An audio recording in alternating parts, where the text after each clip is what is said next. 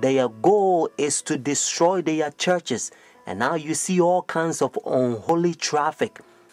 And they also destroy their doctrines because they don't want them to protest against them, because they understand that according to Revelation chapter 13, whenever they enforce their sun worship day, notice their pagan sun worship day, people's going to protest against Christians. So now they're telling them that the church is going to be caught up to heaven, and then somebody else is going to go through tribulation. But Paul says, yea, whosoever shall live in godly shall suffer persecution. When Shadrach, Meshach, and Abednego, notice in Daniel chapter 3, when they throw them in the fire furnace, you know what happened? God saved them. And according to Daniel chapter 6, King Darius, when they throw Daniel in the lion's den, God saved Daniel. God help us to understand that He has the power to stop pain and He's in control. And according to Daniel chapter 12 verse 1, Bible says God's people shall be delivered. Notice, in the time of trouble such as never was. So you don't have to fear mankind. Do not accept that satanic doctrine or gospel, so to speak. It's coming from the Jesuit, the Vatican. You eating Catholic doctrine. That's what you are eating. That's why, and again, Revelation chapter 17, the Bible called this power the whore, the mother of harlot.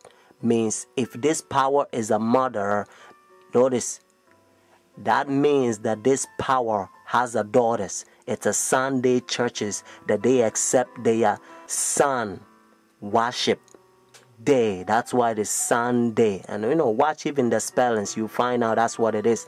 So friends, Jesus Christ is coming. Whether you go to church or not, friends, take a stand now.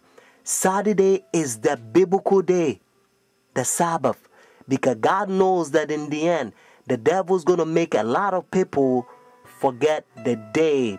It's the holy day that they prove that He's the one who created heaven and the earth. Friends, that's why He began by saying, remember the Sabbath day to keep it holy. Oh, friends, isn't that sad? Said Jesus.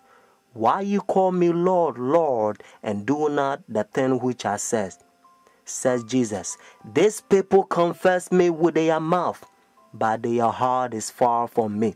Friends, Bible also help you to understand that Saturday is the Sabbath. One of the way that you can find it is to read the book Luke chapter 23 verses 50 to 56, and also Luke chapter 24 verses 1 to 3.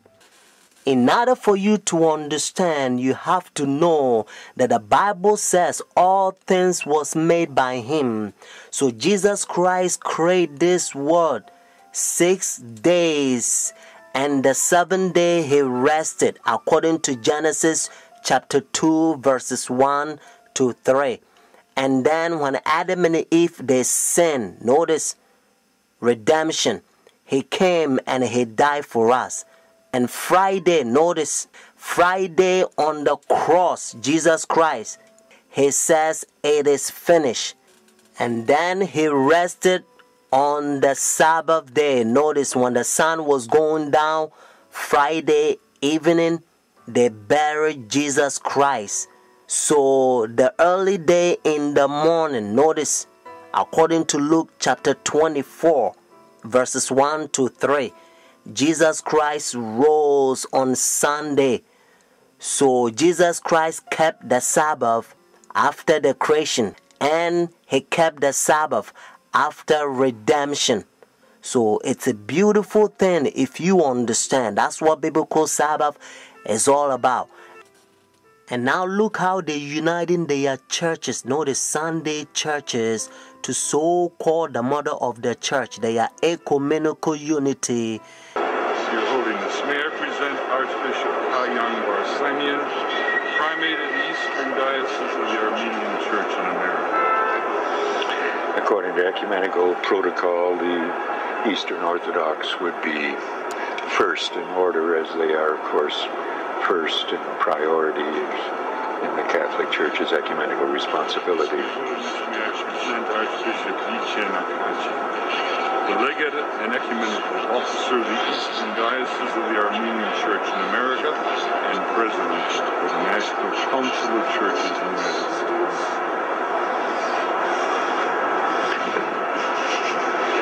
Holiness, may I present Reverend Dr. Donald McCoy, representing the presiding Bishop Mark Hansen of the Evangelical Lutheran Church in America.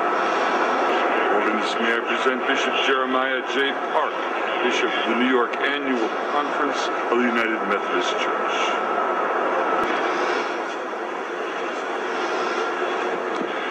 Your Holiness, may I present Reverend Wesley Granberg Michelson, the General Secretary of the Reformed Church in America. Your Holiness, may I present Reverend Dr. Clifton Kirkpatrick, the stated clerk of the General Assembly of the Presbyterian Church in the United States. Your Holiness, may I present Reverend Dr. William J. Shaw, President of the National Baptist Convention, United States. Your Holiness, may I present Bishop James Leggett, General Superintendent of the International Pentecost Holiness Church. Your Holiness, may I present Dr. Leith Anderson, President of the National Association of Evangelicals. Your Holiness, may I present Bishop David H. Benke, President of the Atlantic District of the Lutheran Church, Missouri Synod. Your Holiness, may I present Reverend Dr. A.R. Bernard Sr., President of the Council of Churches of the City of New York. Your Holiness, may I present Elder Bernice King, daughter of the civil rights leaders Martin Luther King Jr. and Coretta Scott King.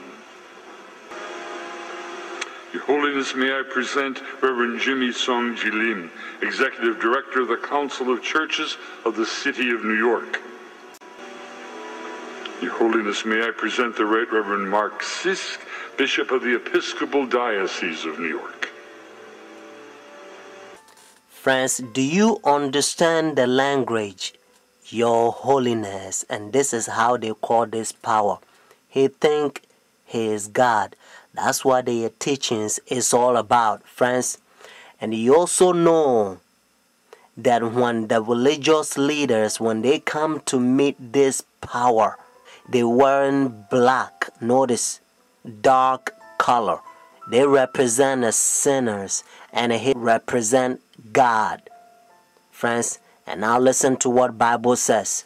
This is the chapter. Notice 2 Thessalonians chapter 2. This is the chapter the Protestant Sunday churches, their forefathers, they used to protest against this power during dark ages, and they call them Antichrist. Notice Antichrist. But now you don't hear from Sunday churches anymore because they betray their forefathers. Let's start from verse 3. Notice 2 Thessalonians chapter 2.